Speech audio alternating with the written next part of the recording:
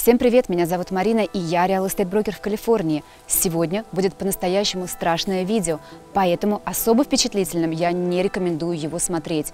Мы будем говорить сегодня с вами про особенности, феномены Калифорнии, которые поджидают нас каждый день, могут разрушить наше жилье и, к сожалению, даже унести жизни. Я уверена, что вы все знаете и слышали про землетрясения, но сегодня мы поговорим с вами не про них, а про такие феномены, как, например, разжижение земли и превращение ее в зыбучие пески, про оползни и даже про наводнения среди городов, где даже мы не видим с вами никакие реки и озера. Также поговорим про экологические особенности.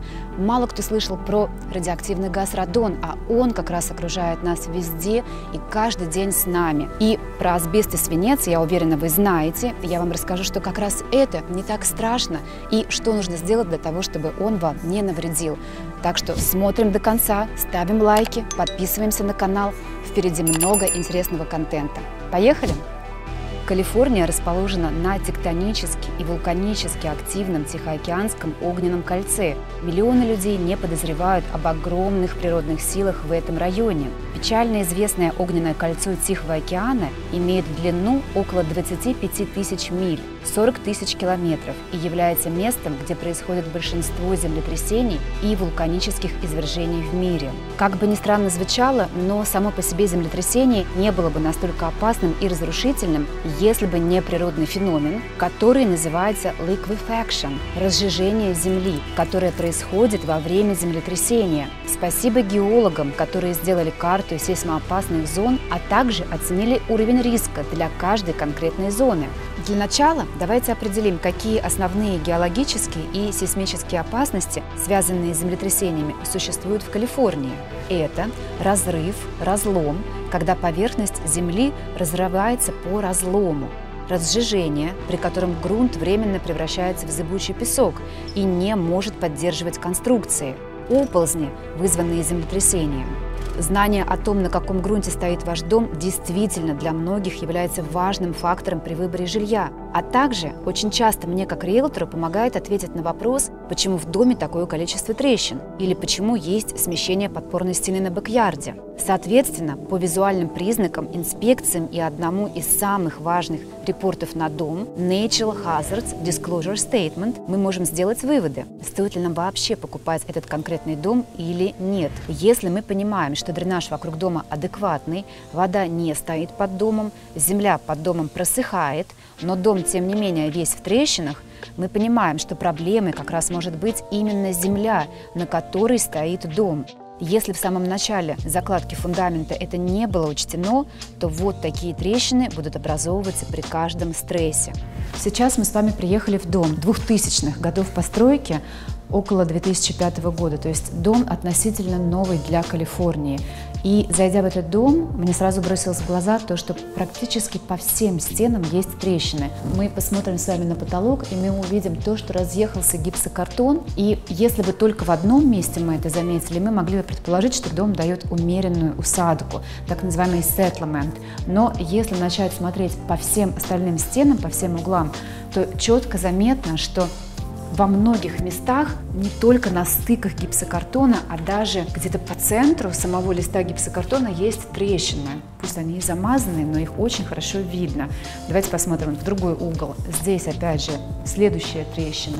Если мы видим, что трещины абсолютно по всему периметру дома, мы можем с вами предположить, что земля, возможно, здесь очень мягкая, и дом при каждом землетрясении, даже которое мы не чувствуем, дом дает усадку, дом это чувствует. Естественно, я не инженер, я инженер, но не structural инженер, который может сделать такой репорт, такое заключение. Мы обязаны нанять инженера, который посмотрит фундамент и который даст нам свое заключение. Это серьезная проблема или несерьезная? И если окажется, что с фундаментом все абсолютно в порядке, и мы откроем с вами Natural Hazard Disclosure Statement и увидим, что здесь высокая зона вот как раз этого разжижения земли, liquefaction zone, то мы понимаем, что, скорее всего, именно из-за этой мягкой земли начинается такая проблема, и, к сожалению, она будет постоянно. Давайте еще посмотрим, какие тут трещины в этом доме. Честно говоря, даже меня это впечатлило. С учетом того, что дом относительно новый, Ну, практически в каждой комнате мы можем с вами увидеть достаточно большие трещины. Кстати, тоже на заметку. Очень часто мы видим трещины в углах окон, особенно в старых домах, когда меняли окна старые на новые. Вот может образоваться такая трещина, но не в доме 2005 года постройки, чтобы вот их было так много. То есть это сразу такой признак, что что-то здесь не так. И вот здесь мы с вами тоже видим, то есть трещин много. Обязательно смотрим NHD Report, Structural Engineering Report, ну и, собственно, консультируемся со специалистами.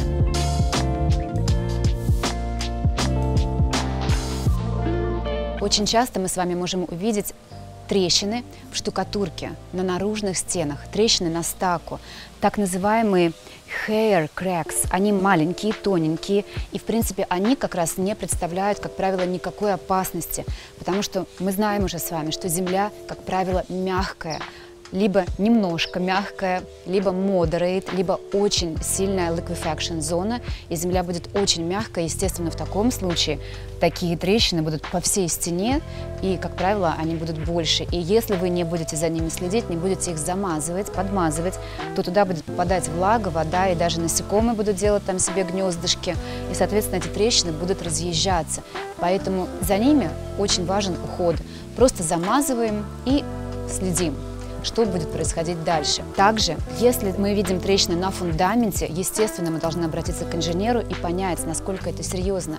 Но если мы видим с вами трещины на бетоне, на конкрете, на бэк-ярде, либо где-то в гараже, где этот бетон заливается напрямую на землю, и мы понимаем, что, естественно, там будут трещины, земля мягкая, при каждом сотрясении земли, естественно, трещины будут образовываться гораздо с большей вероятностью, чем на фундаменте и на самом доме. Давайте пойдем по порядку и разберемся с liquefaction на примере. Разжижение может показаться экзотикой, но его может наблюдать каждый человек, просто отправляясь на пляж. Если вы постучите ногой по мокрому песку, под вашей ногой потечет вода, поскольку песок станет жидким, а давление воды в нем увеличится. Если песок находится на склоне, разжиженная часть будет стекать вниз по склону, пока вода не стечет и песок снова не осядет на место. Выглядит это как зыбучий песок. Когда почва, насыщенная водой, встряхивается, некоторые частицы почвы теряют контакт друг с другом. То, что раньше было твердой землей, становится густой жидкостью, которая может течь вниз по склону или вытекать из-под выше лежащих структур. Анализ землетрясения 1906 года в Сан-Франциско показал, что именно разжижение почвы стало причиной 85% ущерба, нанесенного катаклизмом. Вы спросите, как же мы можем узнать при покупке дома, на каком грунте дом наш будет стоять? Ну, во-первых, все карты есть в онлайне. Приложение California Earthquake Hazard Zone представляет собой онлайн-карту, где вы можете легко проверить, на каком грунте будет стоять ваша недвижимость. А также мы даем ссылку на эту карту в описании. Во-вторых, в июне 1998 года был принят закон, который обязывает продавцов предоставлять информацию о том, находится ли недвижимость в какой-либо из зон, hazard zone, зоне стихийных бедствий. Теперь, сознанием того, что в Калифорнии земля может превращаться в зыбучий песок, кажется, что ничего хуже уже быть точно не может. Оказывается, может. И еще одна опасность, которую приготовила нам Калифорния, это так называемая landslide зона, зона, которая подвержена оползню. Вот как раз сейчас я стою возле такой стены, которая когда-то была опорной стеной, и она удерживала землю. Но земля дает движение, и, естественно, к большому сожалению, стена была построена неправильно, и она двигается вместе с землей, и, собственно, это уже и сложно назвать стеной опорной. Поговорим про оползни. Оползень, эндемичный для района залива, не прогнозируется вероятностно, но его можно спланировать на основе исторических данных, собранных в картографических ресурсах. Оползни, вызванные дождями, представляют собой естественные геологические явления, возникающие, когда зимние ливни вызывают быстро движущиеся селевые потоки. Наводнения и оползни, связанные с сильными ураганами, были одними из самых частых бедствий в районе залива в период с 1950 по 2009 год, в результате чего материальный ущерб составил сотни миллионов долларов, десятки человек погибли и сотни получили ранения. Оползни обычно происходят в периоды осадков выше среднего. Например, в зимние сезоны Эль-Ниньо и более вероятны на крутых склонах, на склонах, утяжеленных строительным мусором, например, там, где проходит планировка дорог, на склонах, размытых в результате строительства, на склонах с плохим дренажом, на склонах, где растительность была сожжена, удалена или иным образом уничтожена, на склонах, где ранее происходили оползни. Изменение климата с его потенциалом более сильных зимних штормов может привести к более частым оползням в будущем. Карты с зонами оползней также есть в онлайн. Ссылка в описании. Мы с вами уже косвенно затронули тему пожаров, которые, к сожалению, уже несколько последних лет бушуют в Калифорнии. Мы до сих пор используем карты для определения зоны риска пожарной опасности 2007 года, но, наконец-то, в 2022 году осенью мы ожидаем увидеть новые карты для определения как раз такой зоны пожарной опасности. В связи с климатическими изменениями на всей планете в Калифорнии мы видим то, что зоны начинают переопределяться. Если раньше эта зона была совершенно никак не пожароопасной, то вот, к сожалению, даже в таких местах, где просто open space, открытое пространство и даже нет высоких деревьев, которые, кстати, и представляют самую большую угрозу. Вот даже эта зона, по идее, должна быть нанесена на карту как зона высокого риска пожарной опасности. Мы надеемся, что осенью 2022 года мы увидим эти новые карты и сможем уже лучше определять, где какая зона. Но тем не менее, золотое правило, если мы с вами видим, что дом прилегает к open space, вот к таким открытым полям, которые, вы видите, было выжжено как раз летом этого года, 22-го, мы понимаем, что, наверное, все-таки из-за сухой травы здесь может быть пожар. Но, тем не менее, именно такой пожар около open space, где нет высоких деревьев, будет потушен очень быстро. Здесь был большой пожар, вы можете это увидеть, но, тем не менее, ни один дом не пострадал. Но когда мы говорим про, например, районы долины Напа или Тахо, там из-за высоких деревьев как раз пожары потушить гораздо сложнее. И как раз эти зоны представляют собой самую большую угрозу. И помимо этого, мы уже с вами знаем, что если на склоне, на холме был пожар и пострадали деревья, они были выжжены, то страдает грунт, и этот грунт становится нестабильным. И даже уже вот 2021 год нам показал, что многие горнолыжные курорты на Тахо не открылись, потому что склоны были дестабилизированы пожарами и могли сойти лавины. И, соответственно, на Тахо, там, где были выжженные вот эти вот деревья и склоны, если будут большие ливни, дожди, собственно, мы подозреваем, что может быть схода вот этого оползня. Поэтому проверяем, если это зона высокого риска пожарной опасности, то думаем дважды, стоит ли связываться с такой зоной. И опять же, мы не забываем, что не каждая страховая компания будет страховать дом, который находится в зоне высокой пожарной опасности. Уже по East Bay Area и по South Bay Area, по многим эриям вокруг Сан-Франциско мы видим, что некоторые зоны страховые компании отказываются страховать, а если и страхуют, то стоимость такого страхового полиса возросла в разы, иногда в 2 раза, иногда на $100, а иногда вы просто не в состоянии даже продлить свою страховку. Так что не забываем проверять карту. Надеюсь, мы получим до выхода этого видео новую карту, и я размещу ее в описании, а если нет, то вы в описании найдете старую карту.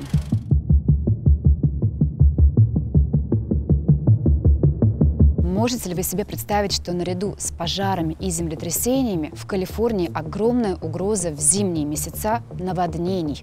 Мало того, что в зимний сезон может быть сильный шторм, сильный дождь, так еще и повышается уровень моря. И те районы, которые находятся внизу, грубо говоря, под склонами, где-то в долине, вот, например, как сейчас я стою на склоне, этот дом выше, дом следующий ниже, и вот как раз более низкий дом находится в зоне наводнения.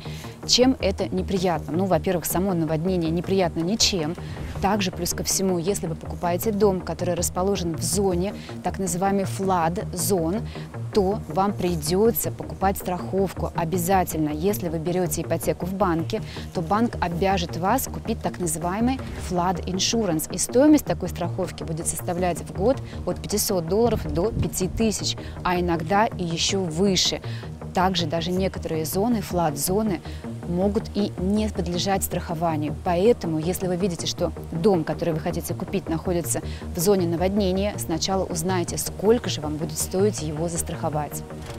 Наводнения, связанные с сильными штормами, были одной из наиболее распространенных опасностей в районе залива в период с 1950 по 2015 год и происходили почти ежегодно. Часто сильные дожди вызывают локальные наводнения во многих районах, особенно в низменных районах. Сейчас мы идем гуляем по обычному городу, и в городской черте, как правило, находится так называемый крик, ручей. Вот мы идем вдоль ручья, и мы видим дома, которые находятся вдоль. Как правило, эти дома находятся во флад-зоне, и не только близлежащие дома, не первая линия домов, а в зависимости от того, каким образом течет этот ручей и где есть низины, там будет флад-зона. Обязательно проверяем карту, потому что иногда мы даже не можем себе вообразить, что этот конкретный дом стоит в зоне наводнения. С основными геологическими опасностями, поджидающими нас в Калифорнии, мы с вами разобрались. Давайте немножко поговорим про экологические опасности. Я бы сказала, что, наверное, про асбест и свинец я уже много упоминала в своих видео на канале, и также, я уверена, вы точно про эти опасности уже слышали. Я могу сказать только одно, что, наверное, я их не боюсь, так как боятся их многие. Я вижу по своим клиентам, что многие даже не хотят покупать дома, которые были построены до 1978 года, потому что потенциально там может быть асбест или свинец. Устранить эти опасности супер легко. Ну, во-первых, чтобы они вам навредили, вам их нужно съесть или вдохнуть. Свинец, который содержался в красках, его вдохнуть невозможно, его можно только съесть. Но для этого вам нужно будет отколупать облупившуюся краску и как бы целенаправленно съесть. Я бы переживала только за маленьких детей, которые могут это сделать, но не за взрослых. Асбест, который в основном содержится в попкорн-потолках, который мы уже тоже показывали, но для того, чтобы он навредил, нам нужно его вдохнуть. Он сыпучий, и если потолок старый и он не был покрашен, то, конечно же, его легко вдохнуть. Но снять попкорн-потолок проще простого. А вот радон, радиоактивный газ, который содержится абсолютно везде по Америке, и в том числе в Калифорнии, и поджидает нас на каждом углу. На карте вы можете видеть зоны: желтую, оранжевую и красную.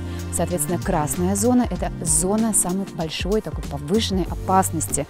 Радон – это газ, который мы просто вдыхаем. К сожалению, об этом говорят очень мало, но именно радон является второй причиной смертности от рака легких. Около 21 тысячи людей в год умирают только от рака легких, ассоциированных именно с радоном. Но, как правило, если помещение не проветривается, это может стать большой проблемой. Вы можете купить домашний тест и посмотреть, если радон именно в вашем помещении. Раньше наш NHD-репорт содержал информацию о том, какая зона радона, но вот почему-то по какой-то непонятной мне причине эту информацию убрали из NHD-репорта. Видимо, потому что мы ничего не можем с этим сделать. Это та опасность, которую мы не можем избавиться. Под каменистыми породами он содержится, и он просто выходит вот в воздух, и мы вот все живем и даже не подозреваем об этом. Но, опять же, проветриваем и забываем об этом. Я надеюсь, что я вас не напугала и что сегодняшнее видео вам понравилось. И если такие заумные видео вам интересны, пожалуйста, напишите об этом в комментарии, потому что эта тема новая. И я, скажу вам честно, не чувствовала себя комфортно снимать видео на эту тему. Так что поддержите меня, если имеет смысл делиться вот такой, казалось бы, немножко занудной информацией. Пока!